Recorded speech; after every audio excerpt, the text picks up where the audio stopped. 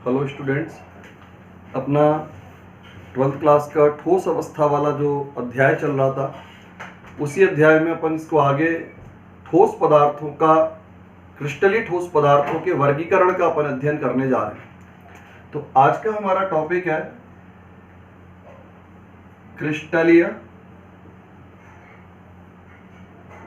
ठोसों का वर्गीकरण। देखिए बेटा, क्रिस्टलीय ठोसों का ये जो हम वर्गीकरण करने जा रहे हैं, ये वर्गीकरण अवयवी कणों के आधार पर और अवयवी कणों के मध्य में कार्य करने वाले आकर्षण बलों के आधार पर किया जा रहा है। हम इस वीडियो के अंतर्गत क्रिस्टलीय ठोसों का वर्गीकरण पढ़ेंगे और वर्गीकरण जो है दो बिंदुओं के आधार पर किया जाएगा। एक तो इसमें कण कौन कौन से प्रकार के हैं और उन कणों के मध्य में आकर्षण बल किस प्रकार का कार्य करता है, इस आधार पर हमारा यह वर्गीकरण होने जा रहा है। तो हम यहां पर क्रिस्टलीय ठोसों को चार भागों में बांटते हैं। देखिए, इसका पहला भाग होता है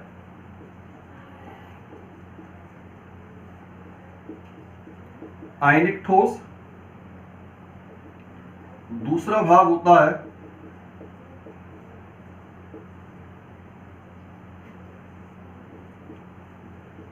सहसंयोजक ठोस, तीसरा भाग होता है इसका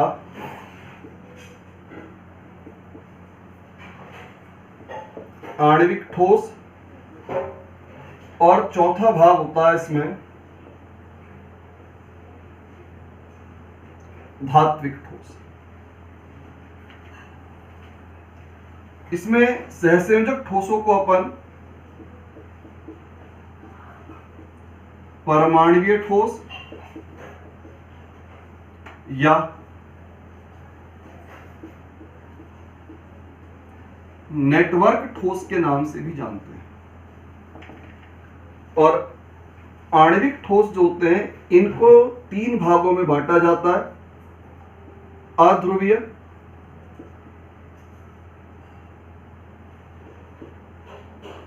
आणविक ठोस, दूसरा होता है ध्रुवीय, आणविक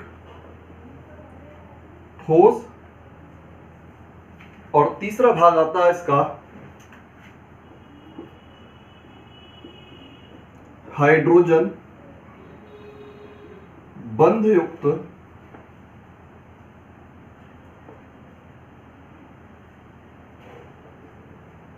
आणविक ठोस। तो इस प्रकार बेटा देखिए, क्रिस्टलीय ठोस पदार्थ जो होते हैं वो चार प्रकार के होते हैं। चार प्रकार कौन कौन से? आयनिक ठोस, सहसंयोजक ठोस या परमाणुवीय ठोस या नेटवर्क ठोस। दूसरा, इसमें तीसरा आता है आपका आणविक ठोस। आणविक ठोस के भी तीन भाग होते हैं: अध्रुवीय आणविक ठोस, ध्रुवीय आणविक ठोस और हाइड्रोजन बंधयुक्त आणविक ठोस, और चौथा आता है बेटा इसका धात्विक ठोस। तो इस प्रकार ये जो हम वर्गीकरण पढ़ने जा रहे हैं, ये दो आधार पर, दो बिंदुओं के आधार पर है। यहां पर एक बिंदु तो है इसमें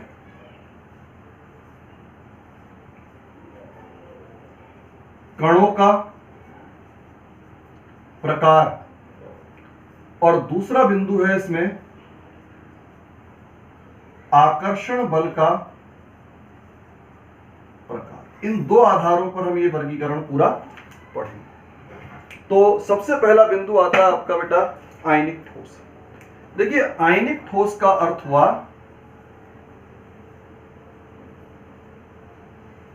अवयवी कण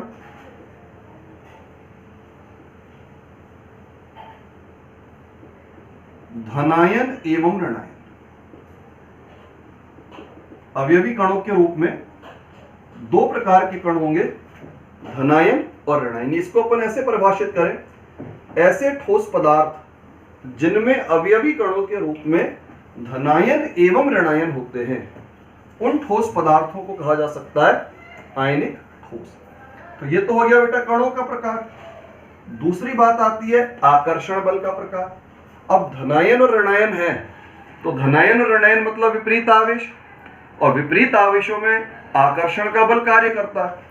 तो इस आधार पर हम यहाँ कह सकते हैं कि कार्यरत, इनके मध्य में जो धनायन और ऋणायन होते हैं, इनके मध्य में कार्यरत आकर्षण बल होता है आपका स्थिर वैद्युत आकर्षण बल। अवयवी कण जो होते हैं प्रबल स्थिर वैद्युत आकर्षण बलों की सहायता से बंधित होते हैं। जो आयनिक ठोस है, आयनिक ठोस में अवयवी कणों के रूप में धनायन एवं ऋणायन, और ये जो धनायन और ऋणायन होते हैं परस्पर प्रबल स्थिर वैद्युत आकर्षण बलों की सहायता से बंधित होते हैं। इन्हीं बंधों को हम नाम देते हैं आयनिक बंध। इन प्रबल स्थिर वैद्युत आकर्षण बलों को ही आयनिक बंध के नाम से जाना जाता है। अब बेटा जब आकर्षण बल प्रबल है, कणों के मध्य आकर्षण बल अत्यधिक प्रबल होगा, तो गलनांक, क्वथनांक एवं कठोरता उच्च। आपका आयनिक ठोस में अवयवी कण धनायन और ऋणायन होते हैं, और ये धनायन और ऋणायन एक दूसरे के साथ प्रबल स्थिर वैद्युत आकर्षण बलों के द्वारा बंधित होते हैं, और इनमें जो आकर्षण बल अत्यधिक प्रबल है, तो अत्यधिक प्रबल बलों के प्रभाव से गलनांक, क्वथनांक और कठोरता के मान उच्च होंगे। अब बेटा ये जितने भी ठोस होंगे, सभी ठोस जो है भंगुर प्रकृति के होते हैं। भंगुर प्रकृति का अर्थ क्या है? भंगुर प्रकृति का अर्थ होता है कि अगर हम ठोस पदार्थ पर चोट पहुंचाएं, बल लगाएं, तो बल के प्रभाव से या चोट मारने पर पदार्थ जो होता है वो टुकड़ों में टूट जाता है। जैसे आपने देखा होगा डेले वाले जो नमक आता है, मार्केट में नमक के बड़े बड़े डेले आते हैं, अगर आप उस पर जोर से मार देंगे तो जोर से मारने पर वो कई सारे टुकड़ों में टूट जाएगा। तो किसी भी पदार्थ पर चोट मारने पर अगर वो टुकड़ों में टूट जाता है, तो ये जो गुणधर्म होता है, इस गुणधर्म को हम कहते हैं उस पदार्थ की भंगुर प्रकृति। बल के प्रभाव से पदार्थ का टुकड़ों में टूटना, यह गुणधर्म कहलाता है पदार्थ की भंगुर प्रकृति। अब बेटा इस भंगुरता का कारण क्या होता है, अपन इस कारण को जरा थोड़ा सा देखते हैं। जैसे देखिए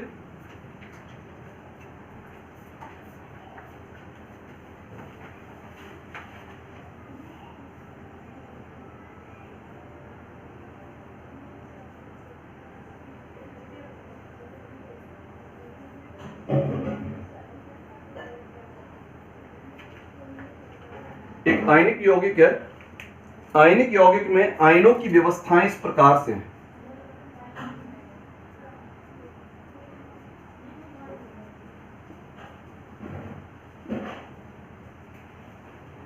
ये बेटा आयनिक यौगिक की व्यवस्था है।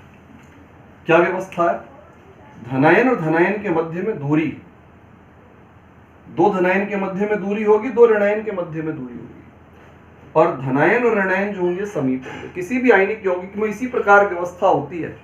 समान आवेशों के मध्य में तो होती है दूरियां, समान आवेशों के मध्य में होंगी दूरियां, और विपरीत आवेश जो होते हैं वो सदैव एक दूसरे के अत्यधिक समीप होते हैं। तो इस व्यवस्था का कारण होता है, इस व्यवस्था के प्रभाव से आपके पदार्थ के अंदर आकर्षण की तो होगी अधिकता, और प्रतिकर्षण में आ जाती है कमी। ये जो व्यवस्था है, यह व्यवस्था आकर्षण को बढ़ा देगी और प्रतिकर्षण के मान में कमी कर देगी, जिससे कि आपका जो क्रिस्टल होगा, पदार्थ होगा, वो स्थायी बना रहेगा। अब मान लीजिए हमने इस पर बल लगाया, ऊपर की ओर हमने इसमें बल लगाया,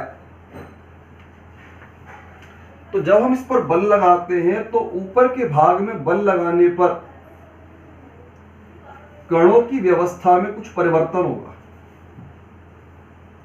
बल के प्रभाव से व्यवस्था में परिवर्तन होता है। देखिए क्या परिवर्तन होगा।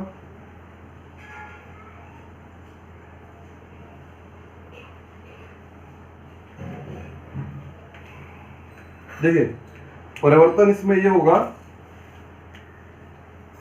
ये तो इसमें आवेश हो गए,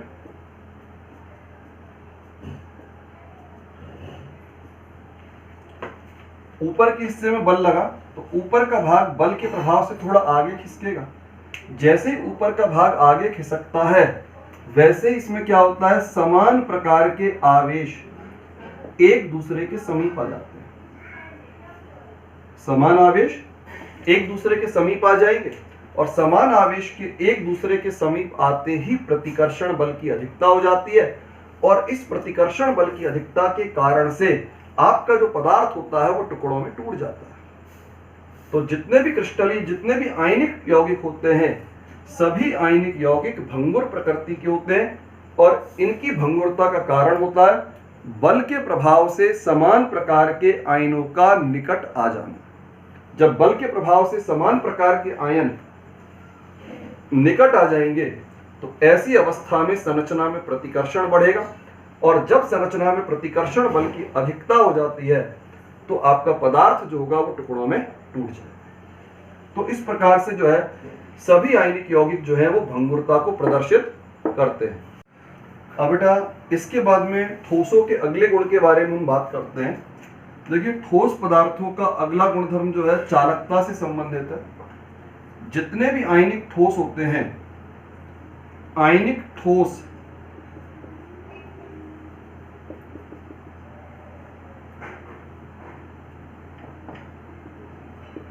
ठोस अवस्था में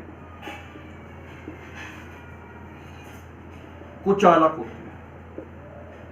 अब आप ये सोच रहे होंगे कि इसके अंदर आयन मौजूद है, तो आयन मौजूद होने पर तो ये चालक होना चाहिए, लेकिन आयनिक ठोस अवस्था में, आप इसमें ध्यान दें इसकी भाषा पर, ठोस अवस्था में कुचालक होते हैं। देखिए आयन होते जरूर हैं, लेकिन जब तक आयन गति नहीं करेगा तब तक पदार्थ चालकता का प्रदर्शन भी नहीं करेगा।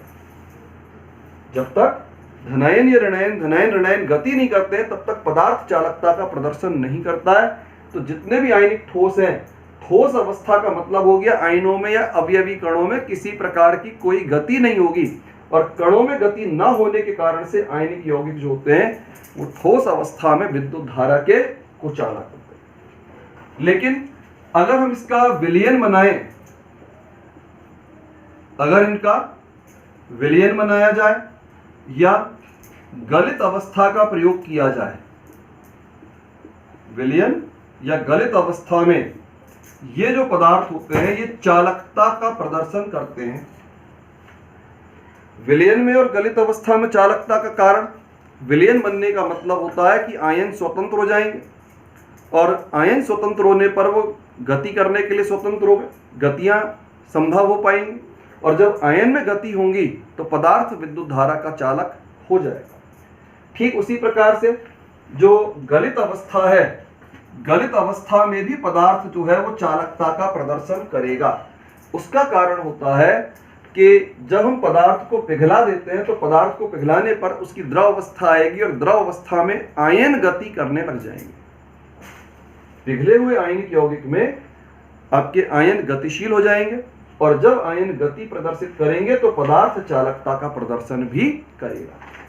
तो आयनिक यौगिकों में देखिए हमने कौन कौन सी बातें बताई। सबसे पहले हमने बताया कि अवयवी कणों के रूप में धनायन और ऋणायन होते हैं। जितने भी आयनिक यौगिक हैं, सभी आयनिक यौगिकों में अवयवी कणों के रूप में धनायन और ऋणायन होते हैं। ये आयन प्रबल स्थिर वैद्युत आकर्षण बलों के माध्यम से जुड़े होते हैं। जब आकर्षण बल अत्यधिक प्रबल होंगे, आकर्षण बल अत्यधिक प्रबल होंगे तो पदार्थों का गलनांक, क्वथनांक और कठोरता, इनके मान उच्च हो जाते हैं। सभी आयनिक ठोस स्वभाव से भंगुर प्रकृति के होते हैं। भंगुर होने का बल के प्रभाव से पदार्थ टुकड़ों में टूट जाता है। टुकड़ों में टूटने का कारण आयनों की विशेष प्रकार की व्यवस्था है। समान आवेश परस्पर निकट होते हैं, विपरीत आवेश समान आवेश जो होते हैं परस्पर दूरी पर होते हैं और विपरीत आवेश जो होते हैं परस्पर निकट होते हैं। इस परिस्थिति में आकर्षण बल की अधिकता होती है, प्रतिकर्षण बल कम होते हैं, जिसके कारण से संरचना जो है वो स्थायी बनी रहती है। लेकिन अगर हम इस संरचना पर बल लगाएं तो बल के प्रभाव से आयन अपनी जगह से विस्थापित होगा, और जब आयन अपनी जगह से हटेगा तो समान प्रकार के आवेश समीप आ जाते हैं। बल लगाने पर समान आवेश वाले आयन निकट आ जाते हैं, और जब समान आवेश वाले आयन परस्पर निकट आते हैं तो निकट आने पर प्रतिकर्षण बल की अधिकता होती है, और प्रतिकर्षण बल की इस अधिकता के प्रभाव से पदार्थ जो होता है वो टुकड़ों में टूट जाता है। फिर इसके बाद हम चालकता का अध्ययन करें तो जितने भी आयनिक ठोस होते हैं सभी आयनिक ठोस अवस्था में कुचालक। देखिए, ठोस पदार्थों की विशेषता होती है कि कण गतिहीन अवस्था में होंगे। जितने भी ठोस होते हैं सभी ठोस पदार्थों के कण गतिहीन अवस्था में होते हैं। तो जब आयन तो है लेकिन आयन गति नहीं कर रहा, और जब आयन गति नहीं करेगा तो पदार्थ चालकता का प्रदर्शन भी नहीं करेगा। लेकिन जब हम उसका विलयन बना देते हैं या हम आयनिक यौगिक को पिघला देते हैं, गलित अवस्था में लेते हैं, तो दोनों ही परिस्थितियों में आयन गति करने लग जाते हैं, और जब आयन गति करेंगे तो पदार्थ चालकता का प्रदर्शन करेगा। अब बेटा इसका अगला बिंदु हम ले रहे हैं इसका विलेयता।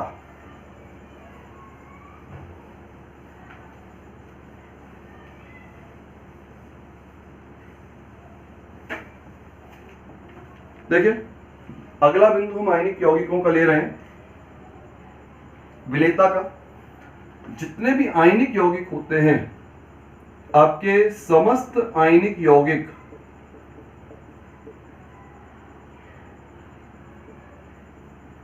ध्रुवीय विलायकों में विलय होते हैं। ध्रुवीय विलायकों में विलय। सभी आयनिक प्रकृति के यौगिक जो है वो ध्रुवीय विलायकों में विलय होते हैं। ध्रुवीय विलायकों का अर्थ होता है जिस विलायक के लिए या जिस पदार्थ के लिए द्विध्रुव आघूर्ण का मान 0 से अधिक हो। जिन पदार्थों में द्विध्रुव आघूर्ण के मान अधिक होते हैं वे पदार्थ आपके ध्रुवीय विलायकों की श्रेणी में रखे जाते हैं।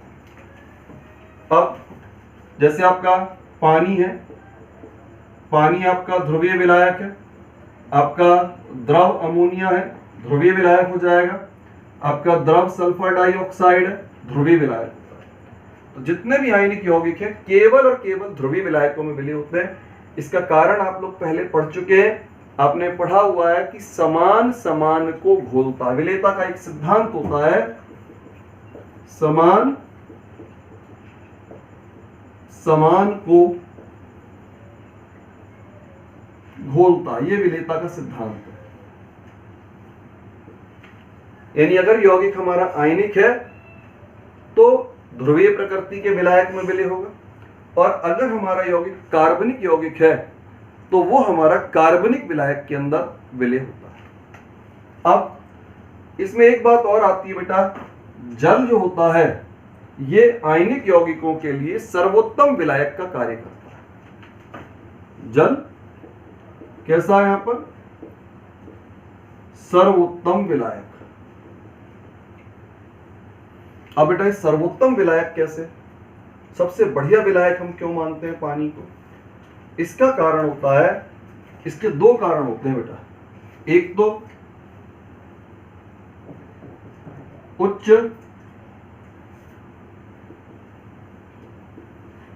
द्विध्रुव आघूर्ण। पानी में ध्रुवता बहुत उच्च होती है, द्विध्रुव आघूर्ण का मान बहुत अधिक होता है। और दूसरा बिंदु आता है इसमें उच्च परावैद्युतांक। परावैद्युतांक का मतलब होता है विपरीत आवेश को उदासीन करने की प्रवृत्ति। विपरीत आवेश को उदासीन करने की जो प्रवृत्ति होती है उस प्रवृत्ति को हम कहते हैं यहां पर परावैद्युतांक। तो पानी के अंदर दो गुणधर्म होते हैं, एक तो पानी में ध्रुवता ज्यादा होती है, ध्रुवता ज्यादा होने का मतलब पानी का द्विध्रुव आघूर्ण का मान बहुत ज्यादा है। दूसरी बात, पानी का परावैद्युतांक बहुत अधिक होता है। परावैद्युतांक अधिक होने का मतलब होता है पानी में आवेश को उदासीन करने की क्षमता ज्यादा होती है। आवेश उदासीन कैसे? पानी के अंदर जो हाइड्रोजन होते हैं वो यौगिक के ऋणावेश का उदासीनीकरण करते हैं, और पानी के अंदर का जो ऑक्सीजन होता है वो यौगिक के आपके धनावेश का उदासीनीकरण करता है, और जब आयनों के मध्य आवेश में कमी आती है तो आवेश में कमी का परिणाम होता है वो आयन सरलता से अलग हो जाते हैं और आपका पदार्थ जो होगा वो सरलता से पानी के अंदर विलय हो जाएगा। तो जल आयनिक यौगिकों के लिए सर्वोत्तम विलायक का कार्य दो कारणों से करता है, उच्च द्विध्रुवागुण और उच्च परावैद्युतांक। अब बेटा इसका दूसरा भाग आता है यहाँ पर सहसंयोजक ठोस। क्रिस्टलीय ठोसों का दूसरा प्रकार है सहसंयोजक ठोस या परमाणुीय ठोस या नेटवर्क ठोस। देखिए नाम से बहुत सी चीजें स्पष्ट हो रही हैं। यहां पर हमने इसमें एक नाम दिया परमाणुीय ठोस। परमाणुीय ठोस का मतलब है कि अवयवी कणों के रूप में, इसमें अवयवी कणों के रूप में जो है परमाणु है। अब कौन से प्रकार के परमाणु हैं? इसमें अवयवी कणों के रूप में होते हैं बच्चों अधातु परमाणु। सहसंयोजक ठोस अधातु परमाणुओं के द्वारा बनता है और धात्विक ठोस जो होता है धातु परमाणुओं के माध्यम से बनता है। तो सहसंयोजक ठोस या परमाणुवीय ठोस या नेटवर्क ठोस क्रिस्टलीय ठोसों का एक दूसरा प्रकार है। तो सबसे पहली विशेषता आती है कि अवयवी कणों के रूप में अधातु परमाणु, और दूसरी विशेषता यहां पर दिख रही है, हम इसको नाम दे रहे हैं सहसंयोजक ठोस। सहसंयोजक ठोस नाम क्यों दे रहे हैं? क्योंकि ये अधातु परमाणु आपस में प्रबल सहसंयोजक बंधों के माध्यम से जुड़ते हैं। इनमें जो बंध होता है वो बंध कौन सा है? प्रबल सहसंयोजक बंध। अधातु परमाणु एक दूसरे के साथ प्रबल सहसंयोजक बंधों के प्रभाव से जुड़े होते हैं। अब बंध प्रबल है, जहां बंध प्रबल है तो निश्चित रूप से गलनांक, क्वथनांक एवं कठोरता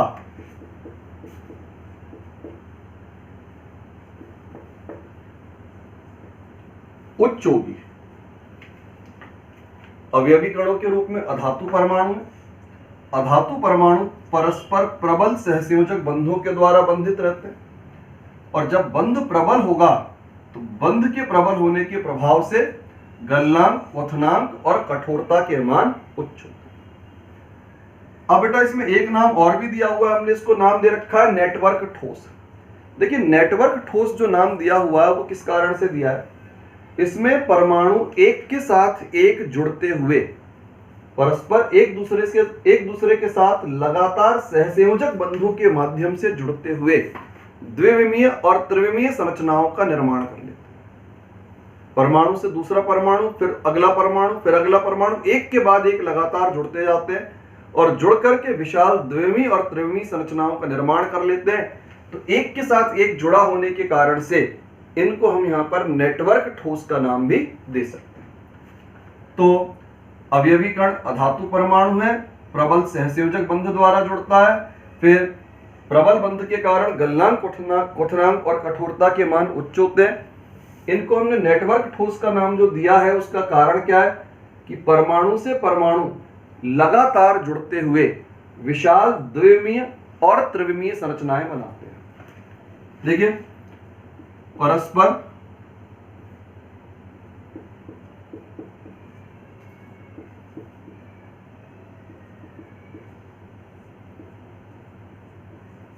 जुड़कर द्विविमीय एवं त्रिविमीय